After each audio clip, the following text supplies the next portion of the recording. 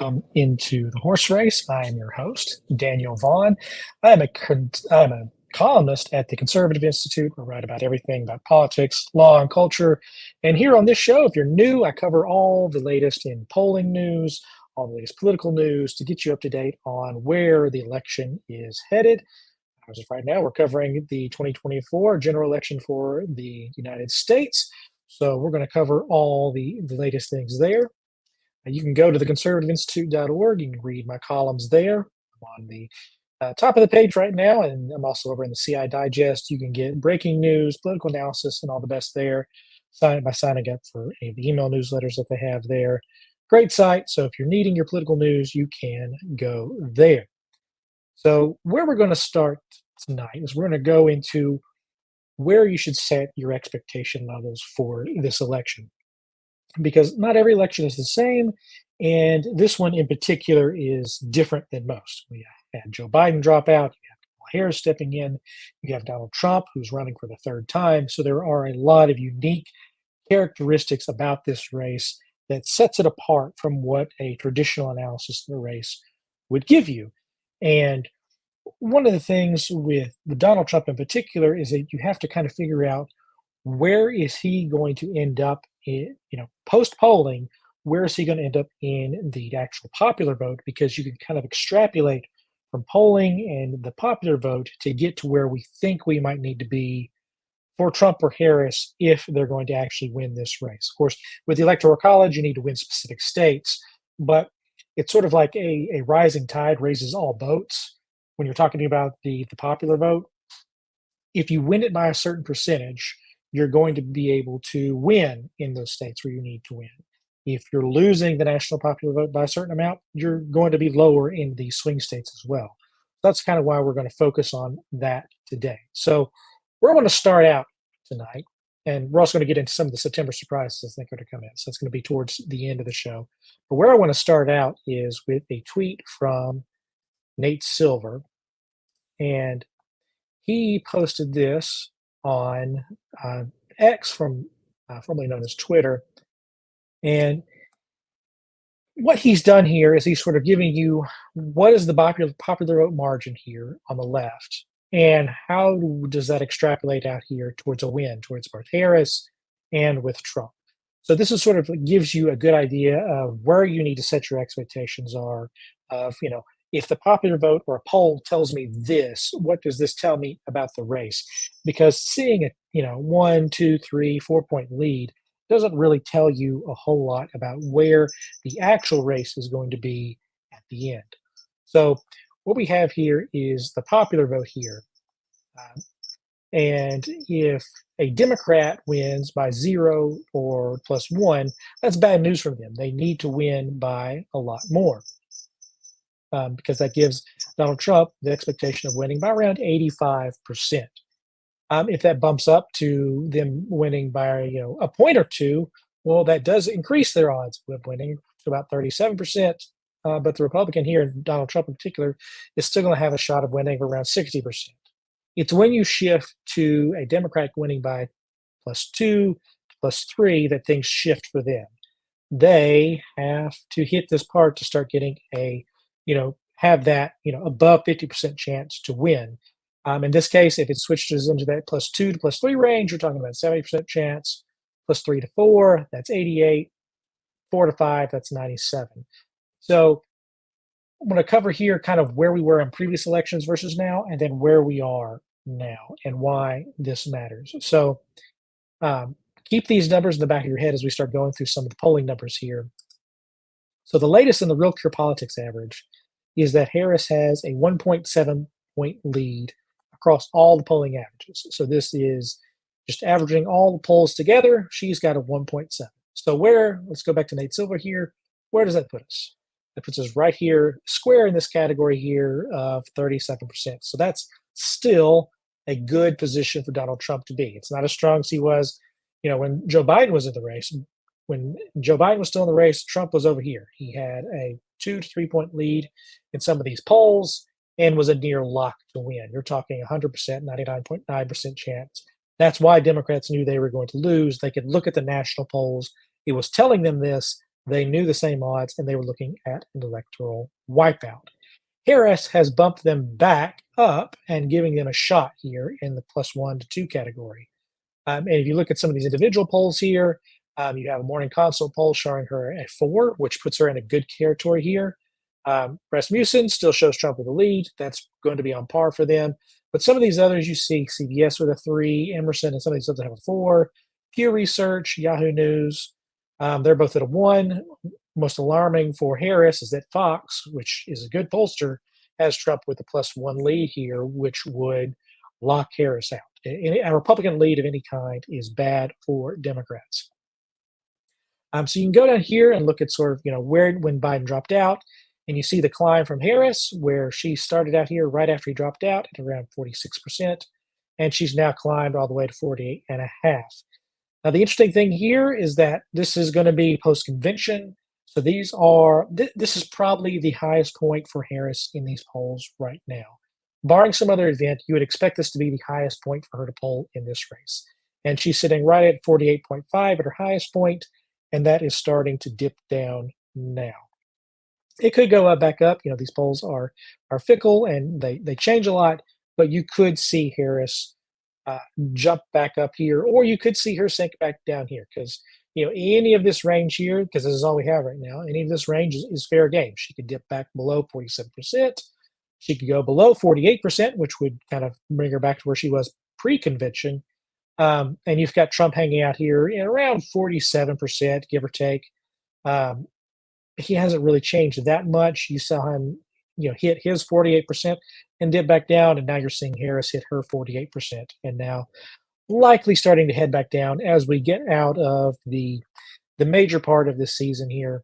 But if you average all these together, you're looking at Harris plus 1.7, and that still leaves us with the most likely scenario of a Trump win, because that's just how this is going to work. You give Trump enough of an edge in the national popular vote, you would expect him to carry more votes in these swing states. Now, what I have continued to point out, if you go into all the polling, is that Harris is running behind where both Clinton and Biden were running at this point here. And you can see this at the top. So at this point in 2020, Biden had basically a 7-point lead. Well, a 7-point lead for a Democrat is wipeout territory. That is a lock for Democrats to win. Clinton held a 6-point lead. So you're looking at, a 6 and 7-point lead here. That's running well behind where they were. Harris is 1.7 versus these very large polls. And what we know, we go in here and look at the 16 race, is that Clinton didn't win by 6. She actually won by 2.1 in the national popular vote. So again, you go back over here and you look at this. 2.1 puts you in this +2 to +3 range, which is good for Democrats. It's where they have their majority. But this is also where Clinton lost. She was at the lower end of this range. Now, if you read some of Nate Silver's writing, he thinks that in order for Harris to get the 50% plus range in this area, she needs to hit 50. She needs to hit 2.5 in this to feel like she has at least a comfortable lead. That would not be comfortable for me because Clinton lost with 2.1. So that's probably not going to be strong enough. You need to be closer to here, which is where we're going to look at Biden here next. When he won in 2020, he won the national popular vote by 4.5 points. So he added quite a bit on top of Clinton. You're adding, more than 2 points there. And 4.5, again, gets you up in here into this range where you've raised the water enough across the country where you can shift the votes you need to shift in those battleground states. Now, even saying that, you can look at the polling where Biden held those 7 and 8 point leads in the averages all through the race and then underperformed those pollings on election day. They were only winning by 4.5. So the polls in both 16 and 20 underestimated Trump support as we headed down the stretch. Part of that was because Trump was polling lower at those points. He's not polling anywhere near as bad as he did in 16 or 20. But also part of that is Trump just overperformed his polls. And so that's crucial to remember here when you're looking at these margins here. So if Harris is sitting below a Clinton number here, and actually in this range, you would expect her to underperform what Hillary Clinton did in 2016. If she's able to cobble together, the actual Biden coalition, which existed here in the 4.5 range, she stands a much better chance. But right now, she is not hitting anywhere near the numbers you need to hit in order to have that kind of lead that Joe Biden had. So you're looking here not at a 4.5 point lead, but a 1.7. And that's just a much different race. That is a much closer race. And so when you're looking at a lot of these battleground polls, and I know Fox put out some tonight on the battleground states, all of them were within the margin of error. They had Harris leading by one, but sometimes only 2 points, to Trump leading by one. When you've got a margin of error around three, those are all statistically tied. So there's nothing really strong. There's no strong indicators that you're going to say, oh yes, this is this is a strong indicator that either Trump or Harris has a lead in these things. You just don't. The 1.7 suggests that we're in statistical toss-up territory towards leaning towards Trump. This is a Trump leaning race right now with these numbers. So if that's the case, you might ask, well, then what are we looking at here? Whoops, that went wrong on me. What are we looking at here in terms of what's happening in the polls? Why is Harris getting this bump? Why is the media so exuberant towards Harris? Bias probably explains that last part, but part of this is just excitement on the part of Democrats.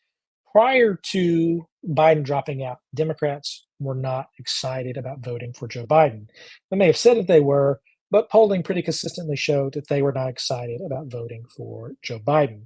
They are excited about voting for Harris. And where this is reflecting more strongly in the polling is that it's tilting who's responding to polls. So both sides are pretty robustly happy with their candidates, but they're not responding to polling in the same way. So one of the theories that's been put out by Mark Harris at Cold Spark, he talks about the public polling having it wrong. And it's not really a polling truther thing. It's really more of who these polls are sampling. And what he gets to in his analysis is that these polls are oversampling politically engaged, wealthy, educated white voters, and they're taking up too many spots in these polls. If you're going to build a poll and try to get a sense of what either a swing state or the national vote is going to be, you need your poll to reflect the demographics and class of America. So if you're oversampling one group of people versus another, you're going to get tilted results. It's the old adage, garbage in, garbage out. If you have bad data, you're going to get bad results in your polling. And he suggests here, and I think he's got a point here, that where you're seeing the push here is that this specifically the wealthy, educated white voters, these suburban white voters who are voting more Democratic now, they are oversampled because they are excitedly answering the phones to be polled by these pollsters. And so you're finding them more easily, whereas your more Trump-like voter, which is going to be in more rural areas, they're just not responding as much. They are not picking up the phone as much, which understates where they are in the race. So he notes here a Politico report where he notes the Democrats are saying the same thing, and we're going to touch on that. He is pointing out a respondent problem here, and it's not so much that it's a shy Trump voter. It's just that people who are more likely to vote for Trump aren't going to respond to a poll, and that's across the board. So if you are more of a blue collar voter, you're not responding to these polls, whether you're voting for Harris or Trump. And so it's harder for these pollsters to get an idea of what that specific demographic slice of the country is thinking. But if you're college educated and more wealthy, you are far more likely to respond to these polls, which is going to oversample you in the results for these races. So that creates some issues in the accuracy of these polls. Now, again, this is not just me. It's not just Harris saying this. This is what Democratic pollsters believe. So a few days ago, Politico put out this report saying that Democratic pollsters have a warning about Kamala Harris's lead, and they are talking about how they were burned by numbers that were too rosy in both 2016 and 2020. one of the things that they did is particularly after the 2020 race, because they expected not only to win the 2020 election, they expected to pick up the House and expand their lead of the Senate and on basically everything. And none of that happened. So what they did is all the Democratic Party's top polling firms did, they got together and then did an autopsy and tried to figure out what they got wrong about 2020. And they did the same thing after 16. What did we miss? Because you can put out rosy polls for your candidate, but ultimately you need to know, are we winning or are we losing? And if you can't answer that question, you're not a valuable poster. And with all the money that's flowing into the political parties, they've got the resources to go right after this question here. And they're asking this question: how real is the surge for Harris? So remember, we've got her here around 48.5% in the polling averages. They're asking this question: how real is that? Is there a mirage? So over here in this piece by Mark Harris, he suggests that because of the extra amount of Democratic leaning voters we have in polls right now, that's creating something of a blue mirage, and that's sort of masking where things sit nationally. And you're seeing some of the same things. This key quote here was the one that was floating around. It said officials with the top pro-Harris super PACs said their polling is much less rosy than public surveys. Other Democratic pollsters noted that even if their polling is right, Trump still maintains a lot of advantages. Now, this is much less rosy thing here is interesting because it suggests that in these internal polls, where they're pumping a lot of money into getting them right, they are getting past some of these issues, because you can get past the issue of not having a properly weighted poll by just dropping more money into it and getting more respondents to your poll, and so you get the proper demographics that you need. And so if you just have to shell out the money to get there. Public polling is not necessarily going to do that. They're going to use some statistical modeling to give them an idea of what's happening instead of just hammering down, getting good data, and then going from there, which is what some of these internal polls are doing, particularly at the party level. If you listen to Mark Halperin, he talked about this point on one of his most recent shows.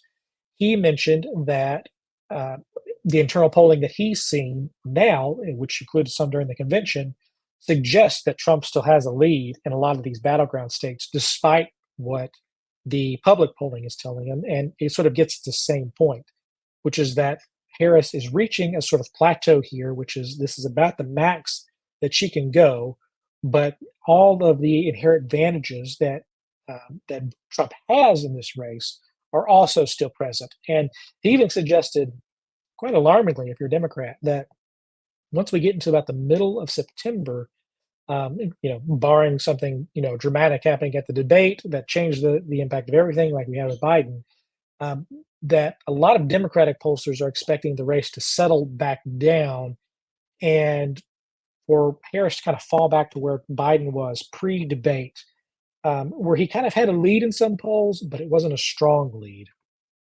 Now, depending on where you measure from that point, Biden really had a weak lead at that point and was falling fast. So if the best Harris can do is sort of Biden's weak, around 0 to 1 point range, you're looking at a Trump victory at that point, more than likely, because that's not where Democrats need to be. And you're seeing here the Democrats are saying the same thing, that we need to focus in. Mark Halperin's warning to them is that if we get to mid-September, we could potentially be looking at a scenario where Democrats really only have one electoral path forward, and that's trying to clear all the hurdles in the upper Midwest, where you're trying to win Pennsylvania, Wisconsin, Michigan, and Minnesota, and all those states all in a sweep. Because if Trump wins one of them and takes the other swing states, he's got it unlocked.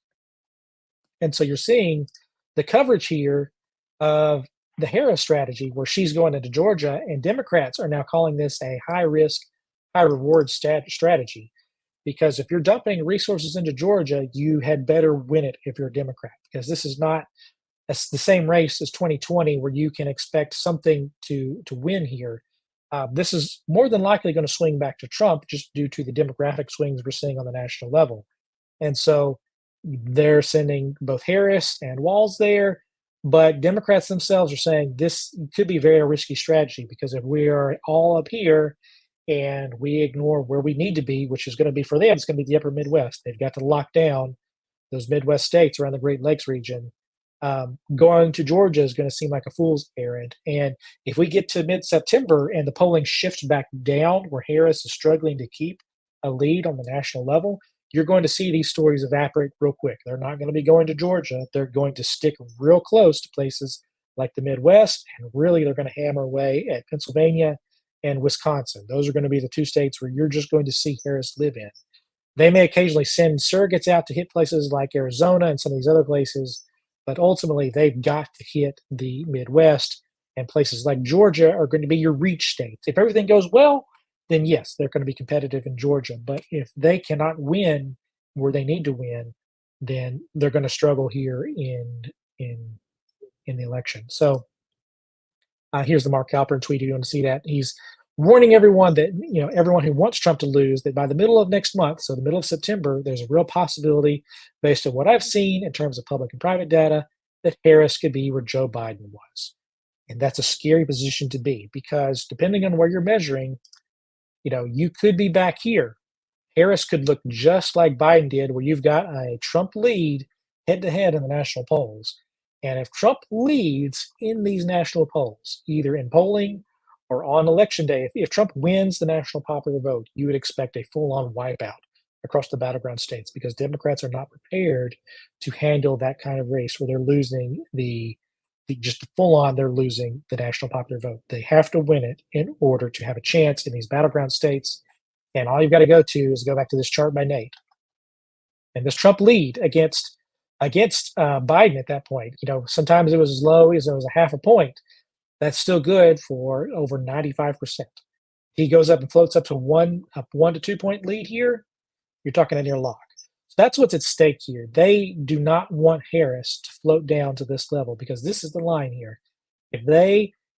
If Trump has a lead in the national polls, it's wipeout territory. They've got to have, at a minimum, Nate Silver says a 2.5 point lead. I think it's a 3.5 point lead to be safe, just because of the numbers you've got to move. You've got to be in this range here, and if you're not in this range here and you're below it, you're more than likely going to lose. Because right now, just looking at Harris's numbers, remember Hillary Clinton was in this range here, 2.1.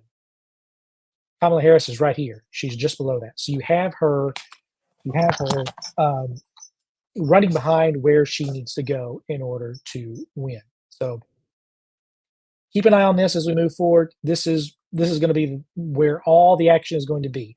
How far can Harris move her numbers in order to achieve a victory in this race?